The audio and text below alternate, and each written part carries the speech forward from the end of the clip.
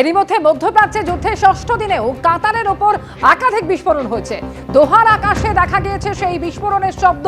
দোহাতে নতুন করে বিস্ফোরণ এবং যার ফলে আতঙ্ক ছড়িয়েছে গোটা শহর জুড়ে। দোহায় আমেরিকার দূতাবাসে হামলার আশঙ্কায় খালি করা হয়েছে আশেপাশের বহুতল।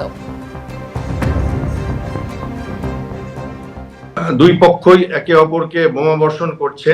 একদিকে আমেরিকা থেকে থেকে হুঙ্কার ছাড়ছে যে আমরা দেখে নেব, ইসরায়েলও শেষ দেখার কথা বলছে, এবং ইরান অপেক্ষাকৃতভাবে একটু মিলিটারিলি সামরিকভাবে কমজোর হলেও তারাও কিন্তু কোথাও একটুখানি ভূমি ছাড়তে রাজি নয়। যেটা আজকে সকালে ইউক্রেন বলেছে যে আমাদের কাছে অ্যান্টি ড্রোন আছে, ইরানের যত ড্রোন আছে আমরা নামিয়ে দিতে পারি। তো অবভিয়াসলি রাশিয়া ইরানকে সাপোর্ট করছে, তো ইউক্রেন ইরান বিরোধী শক্তিকে সাপোর্ট করছে। অস্ট্রেলিয়া আজকে যুদ্ধে যোগ দেওয়ার কথা বলেছে। কানাডা গতকাল অবধি বলেছিল আমরা এই যুদ্ধে নেই, আজকে বলেছে না, হয়তো আমরা এই যুদ্ধকে এড়াতে পারবো না। না চাইতেও জড়িয়ে গেছে শ্রীলঙ্কা, কিছুটা না চাইতেও একটুখানি ভারতের ওপরও আঁচ এসছে। আপনারা জানেন গতকাল সাবমেরিন টর্পেডোর, ইউএস সাবমেরিন আর ইরানিয়ান জাহাজের টর্পেডো আঘাতের পরে। এছাড়া ইরান হুমকি দিয়েছে যে আমরা পৃথিবীতে যেখানে যেখানে ইসরায়েলের এমবাসি আছে আঘাত করব। সেটা ভারতের জন্য চিন্তার ব্যাপার, কারণ ভারতের দূতাবাস আছে দিল্লিতে, আছে কনসুলেট আছে মুম্বাইতে, বেঙ্গালুরুতে। তো এইগুলো দেখতে হবে যে ইরান আর কি কি করে। স্ট্রেট অফ হরমুজে একদিকে যেমন ইরান বলছে যে আমরা কাউকে যেতে দেবো না চায়নার জাহাজ ছাড়া, সেইখানে আবার দেখা যাচ্ছে যে ইউএস বলছে আমরা 48 ঘন্টা এমন আঘাত করব ইরানকে যে তারা সব ভুলে যাবে, এবং স্ট্রেট অফ হরমুজ দিয়ে আমরা গ্যারান্টি দিচ্ছি। তেল আভিভে ব্রেকফাস্ট টেবিলে চলছিল খাওয়া দাওয়া, হঠাৎই বেজে উঠল সাইরেন। মোবাইলে এলো অ্যালার্ট। প্রাণ বাঁচাতে বাংকারের দিকে ছুটলেন হোটেলের আবাসিকরা। সেই ছবি তুলে ধরেছেন আমাদের প্রতিনিধি বিশাল পান্ডে। इजराइल में इस वक्त हम नाश्ते की टेबल पर हैं और नाश्ता कर रहे थे ब्रेकफास्ट रूम में, लेकिन आप देखिए यहाँ पर तुरंत हमले का अलार्म बजा है और ये एक्सट्रीम अलर्ट का मैसेज आया है और यहाँ पर लोग तुरंत अपना नाश्ता छोड़कर अब बंकर की तरफ जाएंगे। हमें भी जाना पड़ेगा। ये तस्वीरें मैं आपको दिखा रहा हूँ लोगों के जाते हुए सीधे बंकर की ओर, बंकर की तरफ लोग भाग रहे हैं यहाँ से। कुछ इस तरह की स्थितियाँ इजराइल में लगातार बनी हुई है। विशाल पांडे, एबीपी न्यूज, तेल अवीव, इजराइल। এদিকে পশ্চিম এশিয়া দেশগুলিতে হামলা হয়েই চলেছে। এরই মধ্যে ড্রোন হামলা এবার প্রতিহত করলো আবুধাবি। আবুধাবিতে ড্রোন হামলা প্রতিহত এয়ার ডিফেন্স সিস্টেমের। ড্রোন হামলা প্রতিহত করলেও 6 জন আহত হয়েছেন। পাকিস্তানি এবং একজন নেপালের বাসিন্দাও রয়েছেন তাদের মধ্যে।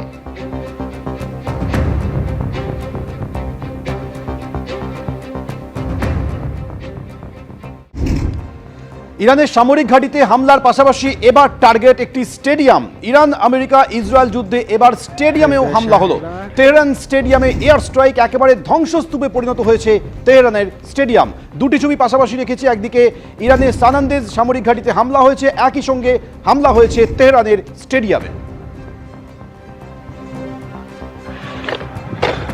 ورزشگاه و استخر انتهای 17 شهریور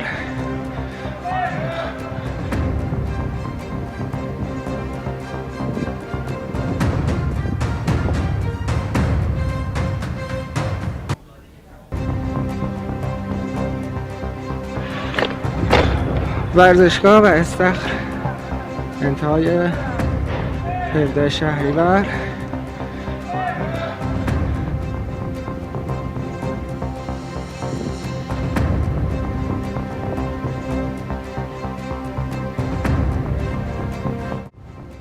ষষ্ঠ দিনে আমেরিকা ইসরায়েল আর ইরানের রক্তক্ষয়ী সংঘর্ষ। আর এরই মধ্যে এবার ইরানের সামরিক ঘাঁটিতে হামলা চালানো আমেরিকা। ইরানের সানান্দেজ সামরিক ঘাঁটিতে এয়ার স্ট্রাইক চালানো আমেরিকা। কুর্দিশ প্রদেশের ইমাম আলী সামরিক ঘাঁটি লক্ষ্য করে হামলা আমেরিকার।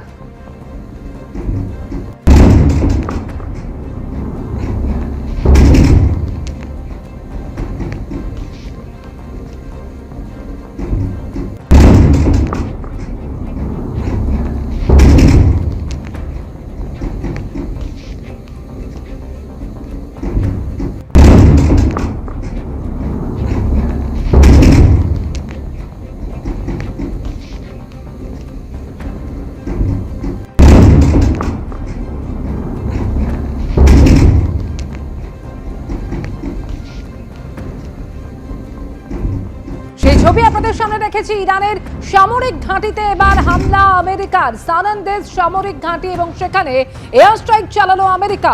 কুর্দিশ প্রদেশের ইমাম আলী সামরিক ঘাঁটি লক্ষ্য করে হামলা আমেরিকার। সেই ছবি দেখতে পাচ্ছেন। ষষ্ঠ দিনের যুদ্ধ পরিস্থিতি আরো ঘোরালো, তার কারণ হুঁশিয়ারি এবং পাল্টা হুঁশিয়ারি চলছেই। এরই মধ্যে একদিকে ক্ষেপণাস্ত্র পরীক্ষাও করেছে আমেরিকা এবং একের পর এক আক্রমণও চালাচ্ছে।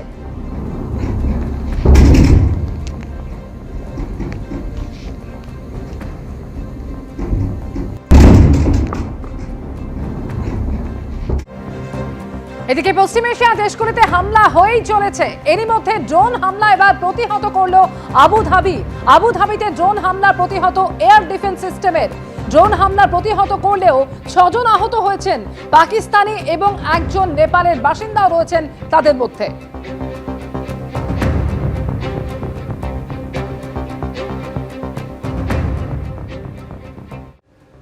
এরই মধ্যে মধ্যপ্রাচ্যে যুদ্ধের ষষ্ঠ দিনেও কাতারের ওপর একাধিক বিস্ফোরণ হয়েছে। দোহার আকাশে দেখা গিয়েছে সেই বিস্ফোরণের শব্দ। দোহাতে নতুন করে বিস্ফোরণ এবং যার ফলে আতঙ্ক ছড়িয়েছে গোটা শহর জুড়ে।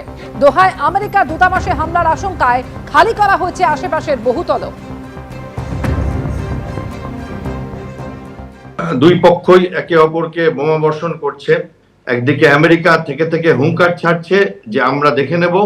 ইসরায়েলও শেষ দেখার কথা বলছে এবং ইরান অপেক্ষাকৃতভাবে একটু মিলিটারিলি সামরিকভাবে কমজোর হলেও তারাও কিন্তু কোথাও একটুখানি ভূমি ছাড়তে রাজি নয়। যেটা আজকে সকালে ইউক্রেন বলেছে যে আমাদের কাছে অ্যান্টি ড্রোন আছে, ইরানের যত ড্রোন আছে আমরা নামিয়ে দিতে পারি।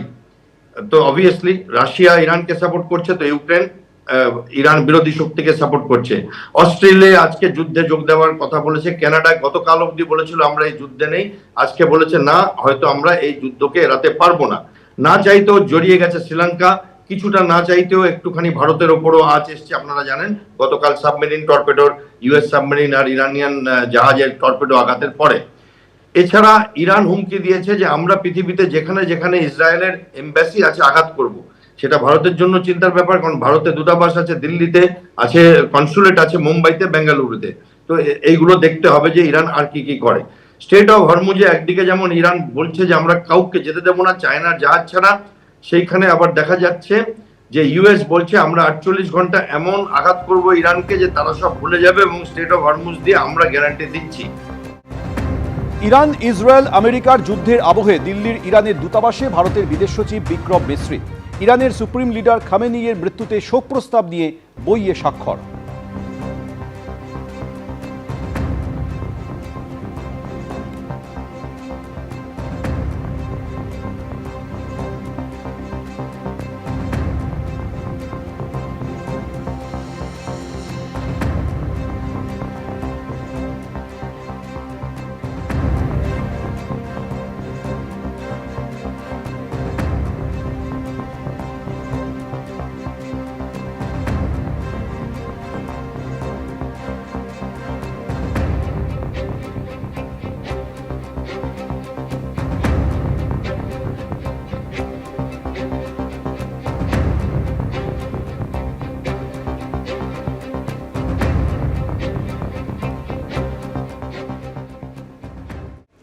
ভোটের আগে জেলায় জেলায় বিজেপির পরিবর্তন রথযাত্রা। হিঙ্গলগঞ্জের ছবি আপনাদের দেখালাম, আর এবার দেখাবো কোচবিহারের ছবি।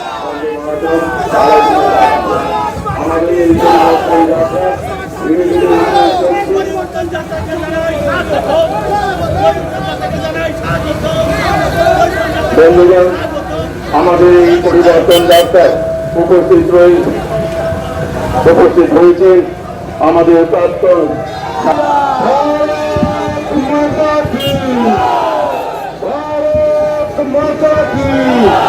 এবিপি আনন্দ, এগিয়ে থাকে, এগিয়ে রাখে।